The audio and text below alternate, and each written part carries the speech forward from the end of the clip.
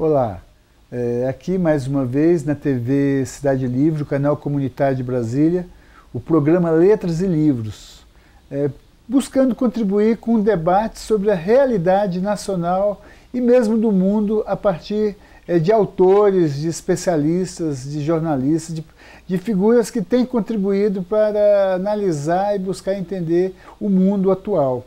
Hoje nós estamos com um colega, um camarada que com larga experiência, que se formou jornalista na UNB em 1970, que é JC Filho, FC Francisco das Chagas Leite Filho. Francisco das Chagas, que foi o Leite, ele é cearense e está em Brasília desde 70. E não só isso, o Leite ele conviveu com uma das figuras que eu considero particularmente assim, que se um dia tivesse chegado à presidência do Brasil, a história seria outra, que foi Leonel Brizola. Obrigado por ter aceito o convite, Leite. Com o maior prazer e parabéns pelo tema do seu programa, que é Letras e Livros, né? A gente sabe que o livro está realmente no Brasil e em todo o mundo praticamente sofrendo uma grande crise, né? Porque a gente vê aqui as livrarias do Brasil todas em bancarrota, não se compra mais livro. Aí você diz o seguinte, não, é um problema estrutural, mas não é só o problema estrutural da internet, é o problema de que as pessoas estão sendo convidadas a não ler, né? Esse é que é o problema. Parabéns, então, antes de mais nada, pelo tema do livro. E já embalando, por que nós vivemos, o mundo contemporâneo, atual, a gente presencia que há uma relação cada vez mais cruel nas relações sociais. A tecnologia permitiu crescer a produtividade, em contrapartida, nós entramos numa fase obscurantista, a nível mundial. Por que nós estamos vivendo essa profunda contradição, na sua opinião, Leite? Esse é que é o problema, né? Porque a tecnologia ela traz o desemprego, né? O desemprego maciço, né? Agora, então, por exemplo, já há uma corrente aí da nova ordem mundial defendendo exterminar, ou pelo menos evitar que nasça um quinto da população, né? Que viria com os novos nascimentos. E dizem que isso é através do incentivo aos gays e às LGBTs, não é? E porque dessa forma se evitaria o crescimento do mundo. Então, e aqui para nós não há posição contra os gays nem LGBT, não, porque eu sou, inclusive, quase que militante a favor deles, né? Mas é que essa é uma realidade que nós estamos vivendo, que o mundo está querendo exterminar um quinto da população. Bom, e isso faz parte, porque fazendo isso, um quinto a menos, você terá mais condições de dar emprego e tudo. Quer dizer, é um fascismo assim ensurdecedor que está tornando as pessoas cada vez mais enlouquecidas. A gente não entende mais esse tipo de coisa.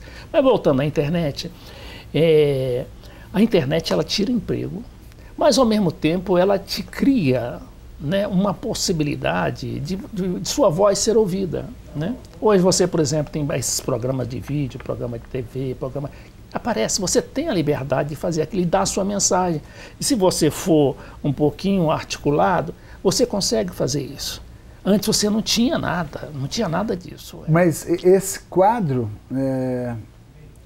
a tecnologia possibilita aumentar a produtividade de bens e serviços. Também, pois é. Ao mesmo tempo que, em tese, dá oportunidade a quem nunca teve voz ter.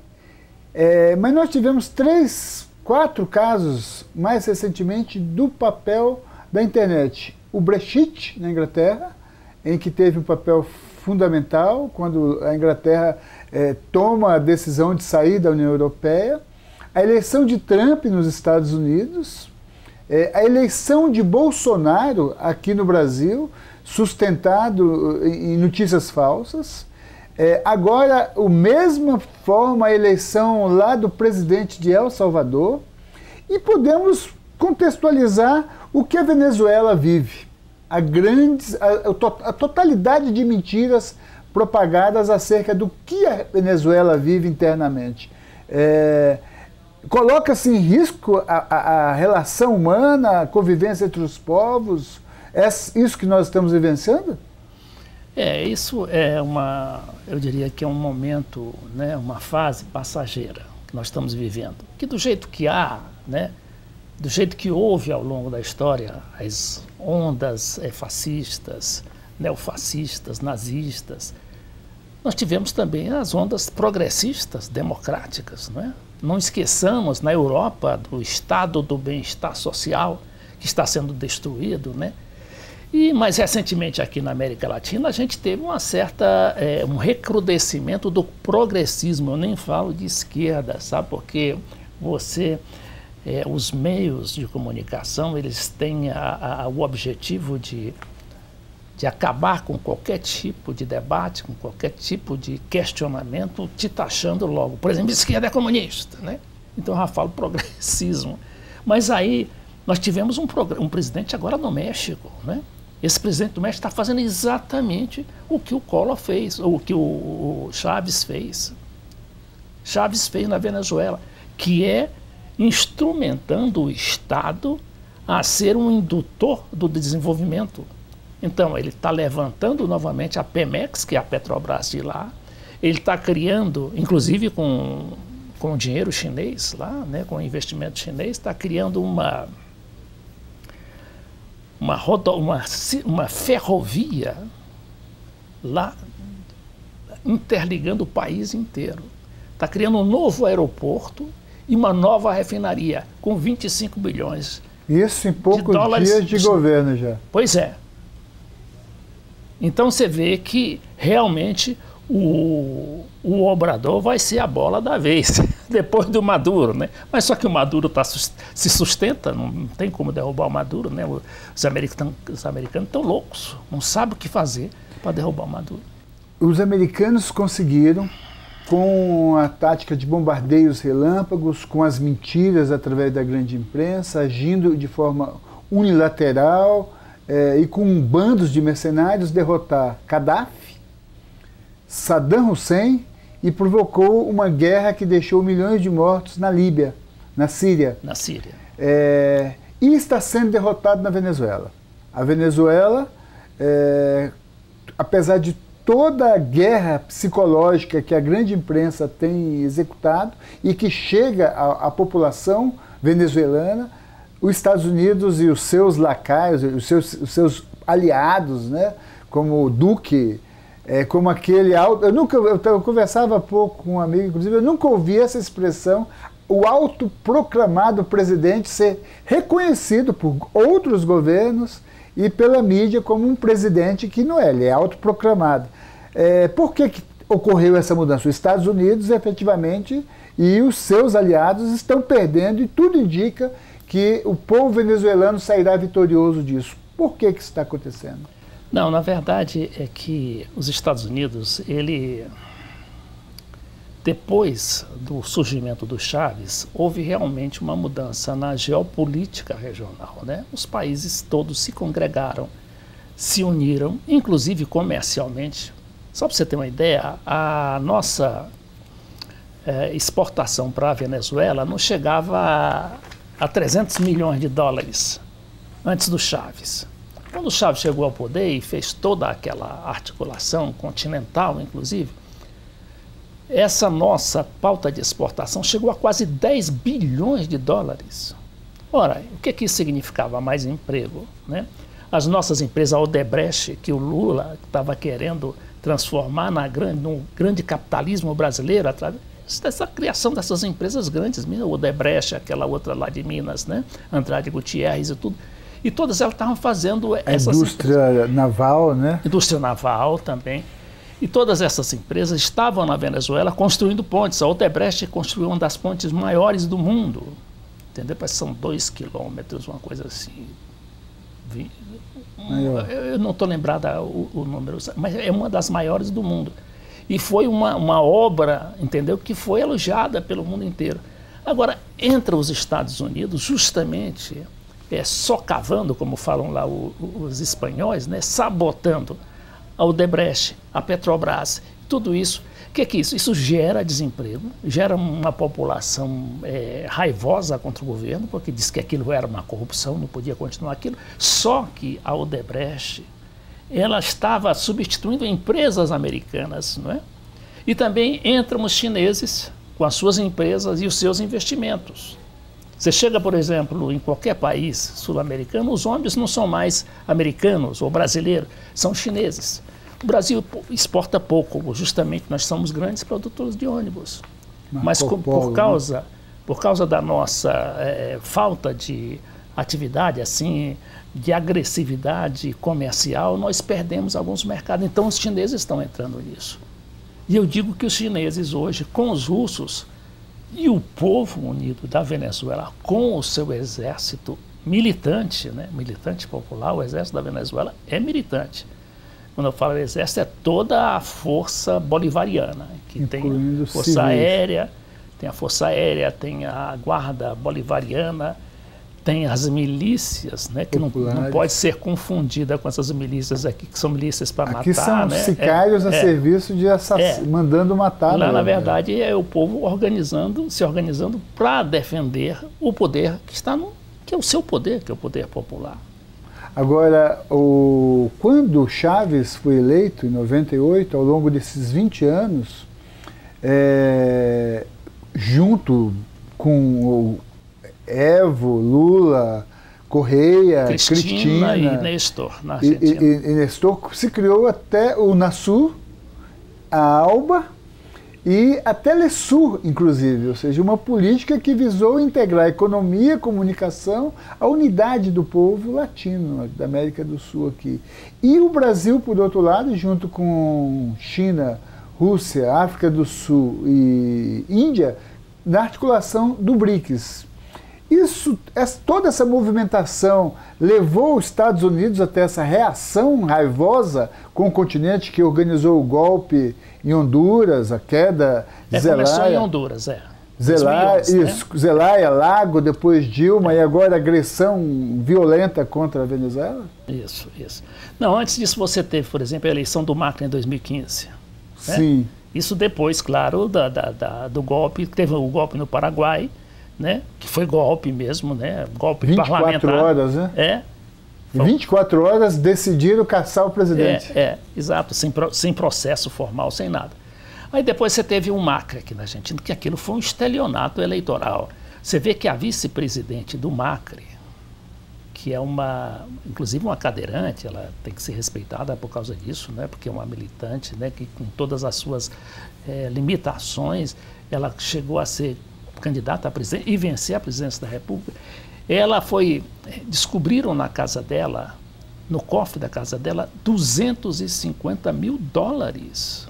Quer dizer, ela tinha guardado aquilo, dinheiro vivo, entendeu? Só que ninguém deu nada a respeito.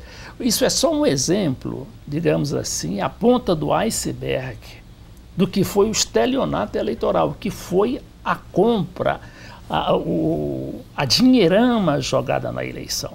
Foi isso que fez com que o Macri se elegesse. Só que o Macri se elegeu prometendo acabar com a inflação, prometendo salvar o emprego. Pelo contrário, ele fez tudo errado. Aliás, não fez errado, era o objetivo dele fazer. Cumpriu o programa ultraliberal.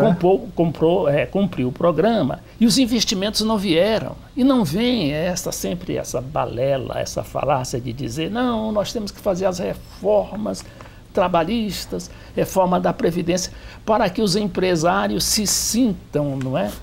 Com vontade de investir no país. Não vem, não chegou lá. E o Macri está lá pendurado no pincel, com inflação de quase 50%, o dólar chegando a 40 pesos, ele tendo que ir ao FMI, entregar todas as riquezas do país e tudo, e se comprometer com um programa radical, programa fiscal radical, que só comprime os salários, as pensões, não é?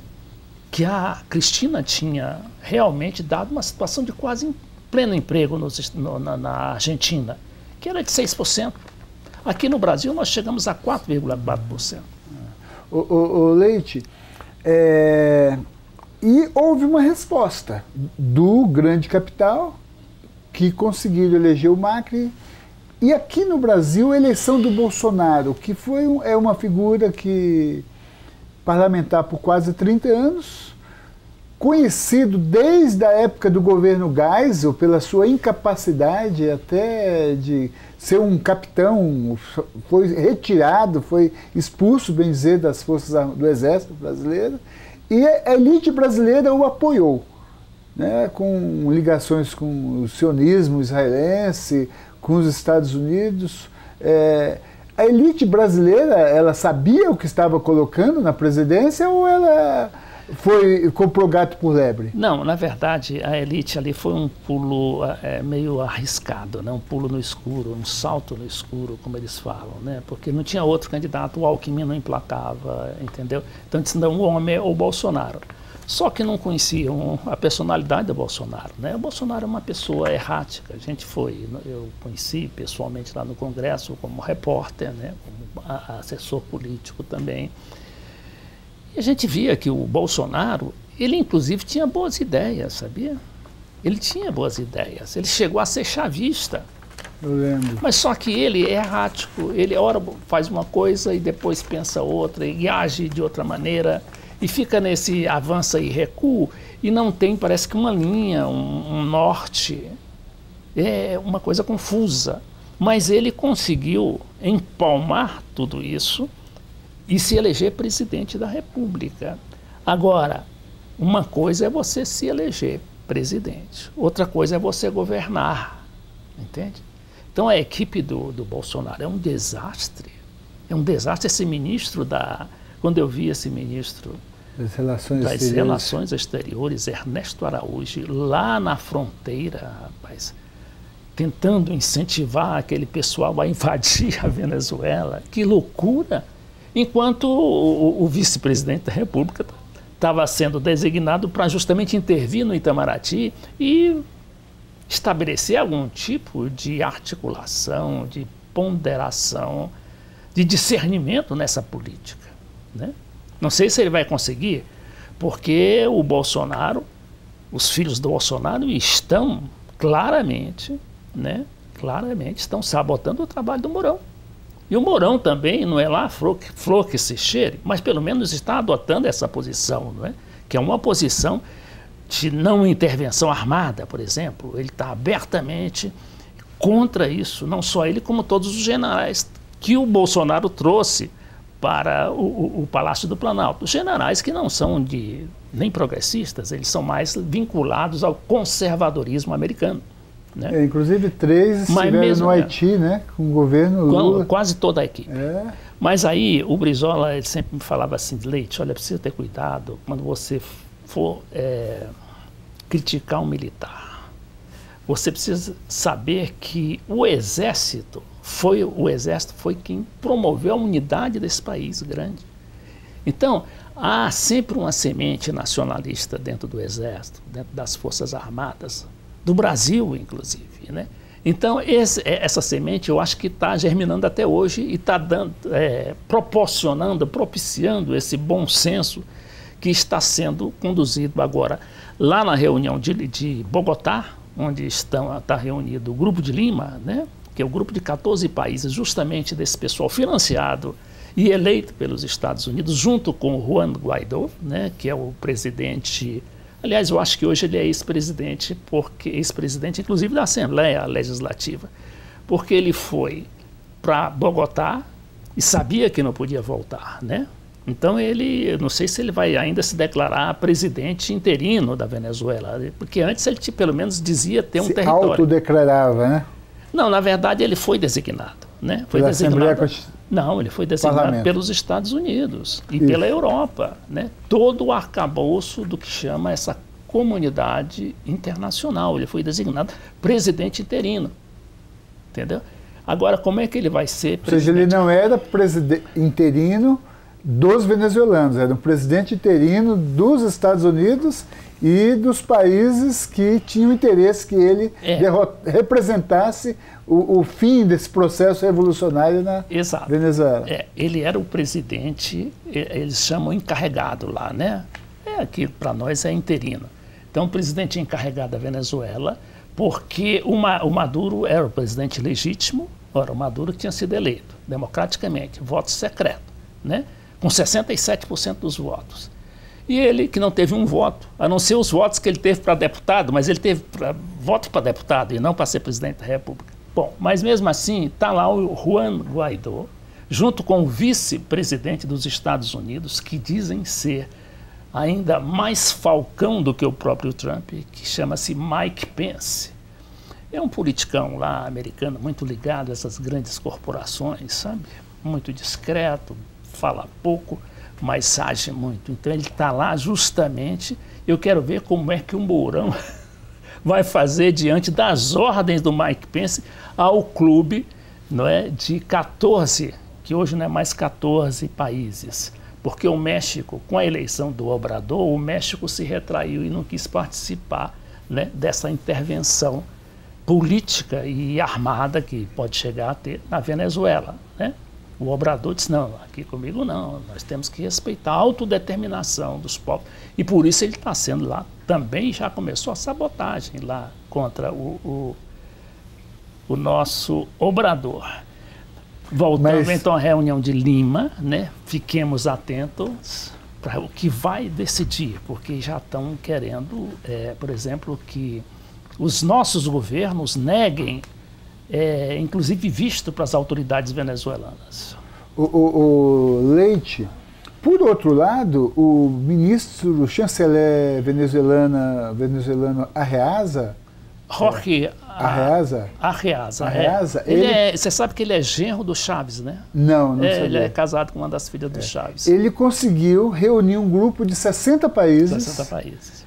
Incluindo China, Rússia, Irã, Turquia, México e outros, para defender a soberania venezuelana. O que você diz dessa ação muito mais representativa do que esse grupo de Lima, que faz o que os Estados Unidos mandam, e ao mesmo tempo essa guerra, essa midiática que a imprensa faz a serviço dos Estados Unidos? Ou seja, de um lado a Venezuela, com a legitimidade do seu povo, um presidente eleito, tendo respaldo da grande maioria dos países do planeta, e como se fôssemos uma colônia, um governador geral indicado pela sede da colônia para assumir a Venezuela, sendo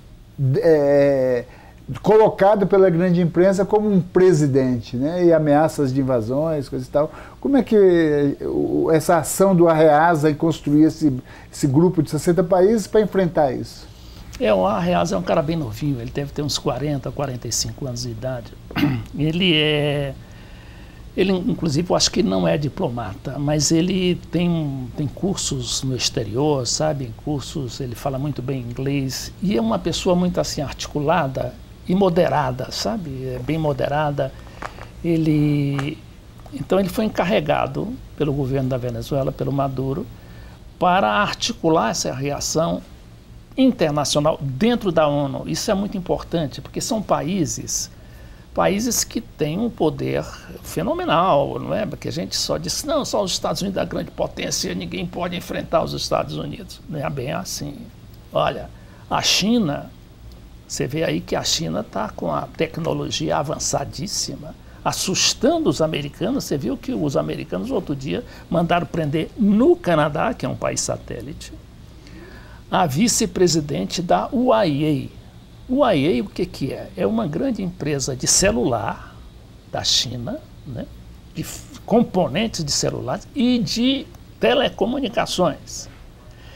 E agora a China está trazendo, e já completou o projeto da 5G. Você sabe que no celular tem as várias gerações, né?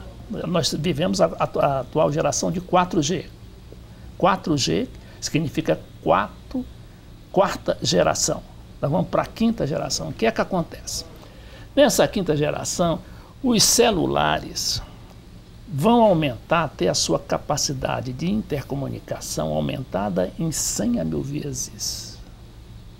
Você imagina o que é isso? Você receber vídeos e tudo. E, ao mesmo tempo, vai permitir que os equipamentos se interliguem, se interconectem e conversem entre si, entendeu? Isso em termos de espionagem, os americanos estão apavorados por causa disso e estão querendo barrar a China, entende? E com esse tipo de coisa de pressão, né?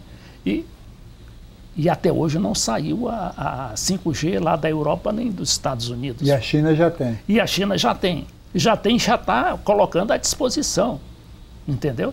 E os Estados Unidos estão loucos, né? E a Europa também, porque se implantar aquilo, e nós dependemos, né? Nós dependemos aí dos Estados Unidos. Hoje, apesar da China ser a nossa primeira parceira comercial, nós vamos acabar ficando com a 5G tipo carroça, né? Como diria o velho Collor. A Venezuela sofreu agora no sábado, dia 23 de janeiro passado, uma tentativa de invasão fortíssima, comandada pelos Estados Unidos e com o governo satélite da Colômbia, principalmente agindo. Você acha que essa reunião de Lima pode decidir por uma invasão militar? Eu acho que não, porque até a Espanha hoje, a Espanha desaconselhou, né, o uso militar na situação, até a Espanha. O Peru também está se pronunciando contra. Brasil. Né? O Brasil, através do Mourão, né? E também do próprio governo, porque hoje o governo não é só o Bolsonaro, o governo são os militares lá no Planalto, é o Mourão, é o Congresso Nacional, é o Senado, né? E os seus diplomatas mais lúcidos, que estão aí falando como Celso Amorim, pelas redes sociais estão se pronunciando, mostrando dessa loucura que o Brasil está fazendo em relação à Venezuela. Então, quer dizer, não será uma aventura militar que vamos fazer, pelo menos por enquanto. E eu duvido que o Grupo de Lima apele ou faça isso, mesmo sendo tutelado, conduzido pessoalmente nessa reunião pelo Mike Pence. O Leite, qual a importância histórica a nível de direito internacional de defender o legítimo governo de Maduro? Qual é o quê? A importância, se é necessário, se devemos de fato juntar todas as forças para enfrentar essa ameaça, porque a Venezuela, os Estados Unidos invadiu a Líbia, invadiu o Iraque, provocou a guerra na Síria, agora está vindo provocar uma guerra aqui na América do Sul. O Trump ameaça Cuba, ameaça Nicarágua e quer provocar esta guerra com a Venezuela. Qual a necessidade, qual a importância de defendermos não só a paz, mas a soberania da Venezuela? Não, claro que isso é tremendamente importante, né? E a gente tem mais que fazer isso. E estamos fazendo, né? De uma maneira sutil, mas estamos fazendo, porque nós não temos o sangue quente lá dos hispânicos, né? Eles vão para a rua, eles lutam realmente. Nós não. Nós trabalhamos também com as contradições, né, do processo, entendeu? Por exemplo, essa história do Maduro, como é que ele venceu essa parada ontem? Ele venceu com o povo organizado, com o exército unido e, como diziam os militares antigamente, coeso, né? Na defesa daquele projeto nacional, que é um projeto de inclusão, de desenvolvimento autônomo. Aí você diz assim, mas tem fome na Venezuela. Aí você não pergunta por que tem fome lá, não é? É justamente porque bloquearam todas as contas da Venezuela e houve essa penúria e essa agrura, mas que a Venezuela tem 97%, Pedro, de escolaridade. Analfabetismo 0%, 3%. 0% também, 0%. Porque eles acabaram com o analfabetismo. Isso desde que o Chávez chegou lá, não é? E eles construíram 3.500.000 casas populares. Agora assim. Entregaram em janeiro, né? Pois é, entregaram as últimas, né? Mas ao longo do processo foram 3.500.000. Então, aí você diz, não, é um país desgovernado, é um país onde a miséria absoluta. E agora o seguinte, a miséria lá na Colômbia. E nos Estados Unidos? Também, né? Mas não é tão gritante. Estados Unidos tem 40 milhões de pobres, você sabe, né? 40 milhões que não tem nem seguro social. O Trump está querendo acabar com aquela coisinha que que o Obama concedeu lá e tudo. Agora você vê em Cúcuta. Cúcuta é uma cidade que fica na fronteira, e foi onde houve aquela baderna lá, né? Como você sabe que houve ali uma tentativa. Hein? Montaram o circo. Pois é, houve uma tentativa, por exemplo, de esmagar, inclusive, os próprios venezuelanos e colombianos que atravessavam a fronteira. Hoje está na internet esses vídeos aí de 2 tanques. Eles chamam de tanqueta, que são tanques pequenos, que eles se infiltraram lá entre os soldados, trouxeram esses 2 tanques e passaram por cima da população, rapaz. Inclusive teve uma repórter lá chilena chamada Nicola Crama, que foi atingida, e o presidente do Chile estava lá também na Colômbia, e promovendo realmente ali que caracterizadamente era uma violação da soberania, rapaz. Você vai para a fronteira de outro país para promover, né, a baderna, a desordem. Então, esses 2 tanques passou por cima, quase matou um guarda venezuelano, e felizmente que não matou mais gente. Aí estão dizendo que estão 285 pessoas feridas. E quem foi que feriu essas pessoas? O caminhão que eles colocaram fogo em cima da ponte. Esse não é o caminhão, é isso que eu estou lhe falando. Não, o tanque foi um, e também o caminhão que eles colocaram fogo. Também tem um caminhão e tem os ônibus, né? Os ônibus. Os ônibus também.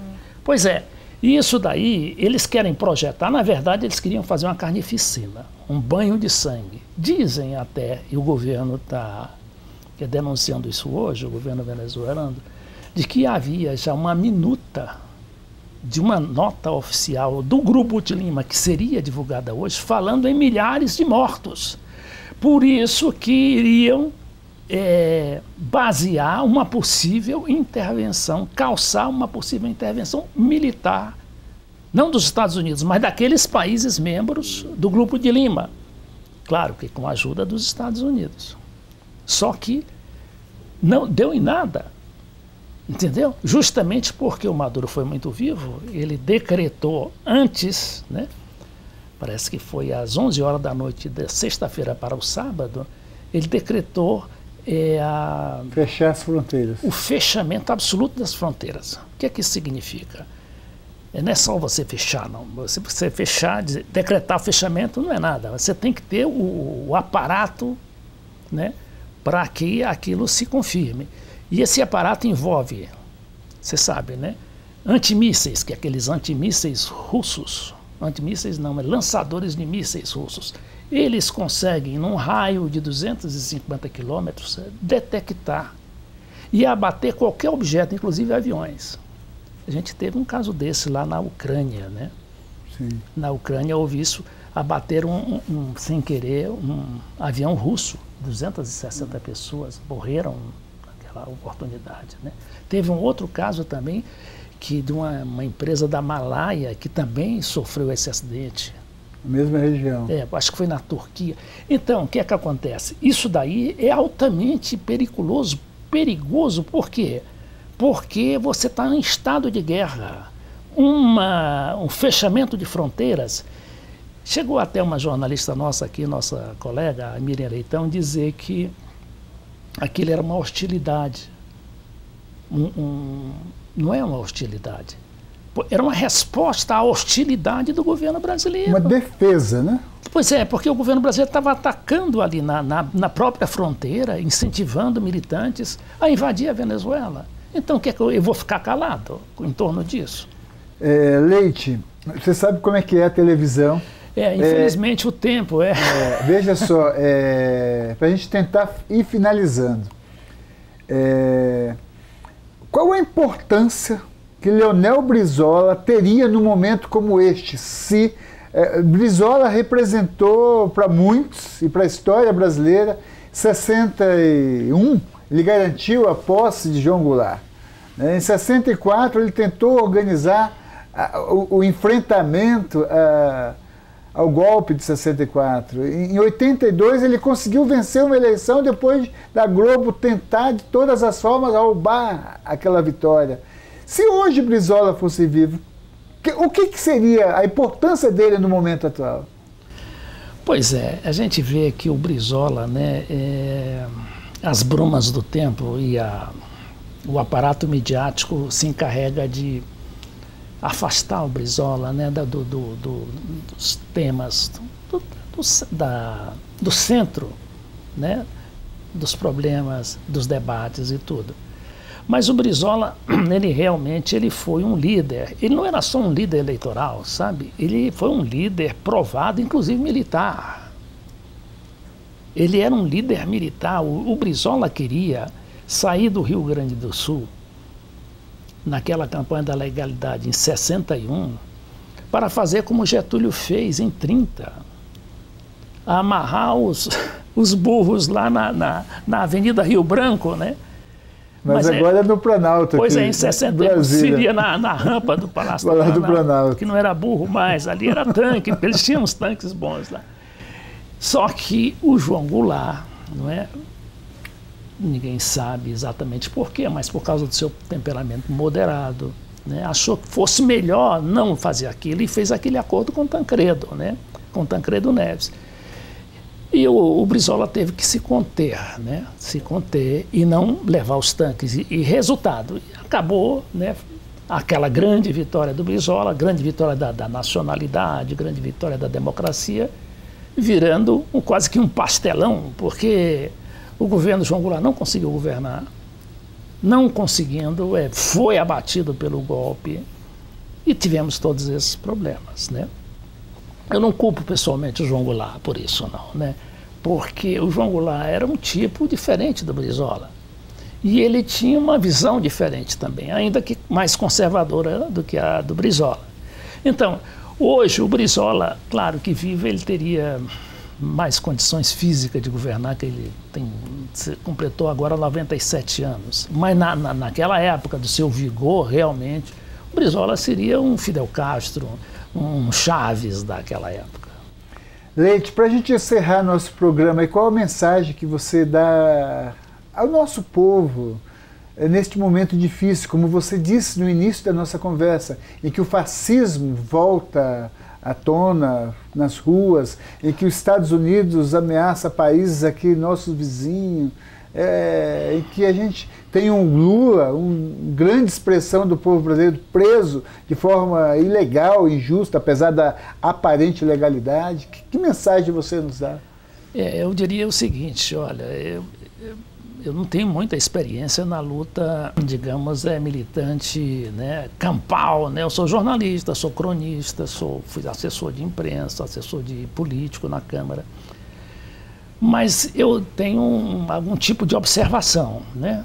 Eu acho que a gente, primeiro, não deve se desesperar, né? A gente já passou pelo pior, né? E a maré, né, a gente sabe que depois da tempestade vem a bonança sempre. Isso é histórico, isso é quase que físico, né? Acontece naturalmente. E a gente está observando isso, porque essa vitória do Maduro foi estrondosa. A mídia está querendo esconder, né? Está querendo dizer, né, que os militantes continuam nas fronteiras e tal, ameaçando o Maduro. Aquilo não ameaça a gente. Aí diz o seguinte: 200 militares se passaram para o lado colombiano, o lado interventor. Reconhecer o presidente. Pois é.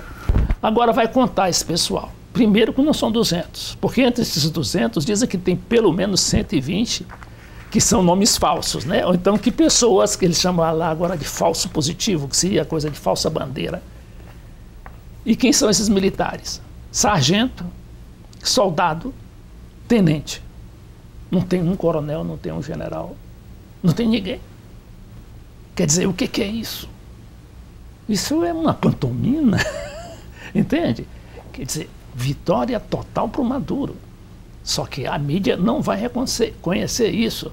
Vão dizer, vão dar a maior cobertura para essa reunião de Lima, que vai ser outro fracasso. Porque qualquer que seja essa decisão, o Maduro já está super fortalecido, inclusive livre do Juan Guaidó, que não pode mais voltar ao país. O Juan Guaidó vai ter que ficar lá falando sozinho ou então para a mídia. Porque para o povo venezuelano ele não vai mais falar. Você sabe que ele estava fazendo lá reuniões e manifestações quase que diárias, em declarada sublevação contra o governo. né? Ele estava fazendo isso. E o Maduro calmamente, sem derramar sangue, sem mandar prender o Guaidó. Negando a ditadura que propagam, que Pois diz é. existir, né? Mostrando com fatos que é um país democrático. Né? É isso aí. Ô, Leite, você publicou vários livros, entre eles Quem Tem Medo, de Hugo Chávez. Hugo Chávez. Que você escreveu em 2012. Este e os outros, você tem o sobre o Brizola e tem mais alguns. Como é que pode se localizar, comprar para lê-lo? Esse livro aqui do Chávez, você pode... Acho que está esgotado já, porque livro, geralmente essas edições são muito pequenas, né? E essa edição você pode encontrar na Apple, né? Na loja da Apple, chama-se iBook, isso no digital. Certo. E também pode pedir às livrarias, à cultura, esses, né? Ou mas então diretamente na imprensa, diretamente na editora, que é a editora Aquariana, lá em São Paulo. Perfeito. Isso é fácil encontrar, isso é tranquilo. Agora, é claro que é um livro que não tem repercussão, não teve grande cobertura, né? Aliás, não teve cobertura nenhuma, só a Carta Capital, muito gentilmente, nos concedeu 4 páginas sobre o livro, né? Mas também foi só. Conversamos aqui com o nosso companheiro de longa data de Leonel Brizola, jornalista, assessor de imprensa, escritor, repórter, FC Leite Filho, que tem um blog chamado Café com Política. Café na Política. Café na Política. cafénapolitica.com.br, que é importante acompanhar, que ele faz análises assim sobre o mundo da política. E que hoje virou, na realidade, um canal do YouTube, né? Eu faço vídeos quase todo dia, né? Quase todo dia. Mas não esqueça que eu também sou seu companheiro de TV Cidade. E somos colegas aqui na TV Cidade Livre. Então, muito obrigado, Leite. As ordens sempre. Obrigado a todos vocês. E a TV Cidade Livre, o canal comunitário, com o Café na Política, com Letras e Livros e com inúmeros outros programas, busca contribuir para o debate para que a sociedade evite que esse florescimento do obscurantismo, que é o fascismo, que é a intervenção militar, que é a guerra, vença. Muito bem. Obrigado, Leite. Obrigado a todos vocês. Obrigado a vocês.